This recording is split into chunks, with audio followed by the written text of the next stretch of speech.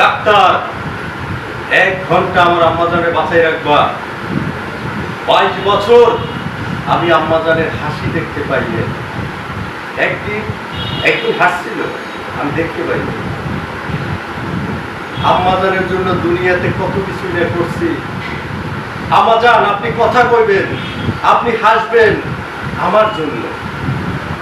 আপনি কথা কইবেন, আপনি হাসবেন, আমি আপনার বউ নিয়ে গেছি। মিস্টার শরীফ জোয়ারদার, নিজে একটা কাপুরুষ হয়ে পুরুষত্বের কথা বলছো। আতুর ঘরে থাকা মাকে খুন করা কি জানো? মানুষ রূপী জানোয়ার। তুই সেই খুনি শয়তান। খান মঞ্জিলে দাঁড়িয়ে রায়হান খানকে হুমকি দেওয়ার পরিণাম কি জানো? উনি যদি এখন হুকুম করে তোকে কেটে টুকরো টুকরো করে কুকুর দিয়ে খাওয়াতে পারি।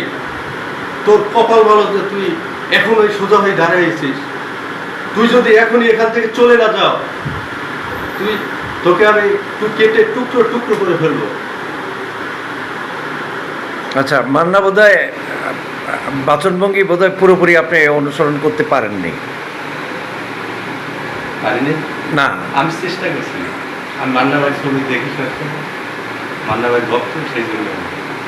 আর কারো ভক্ত না, আপনি কেন নকল করেন কেন? এক একজন এক একটা মানে পছন্দের লোক,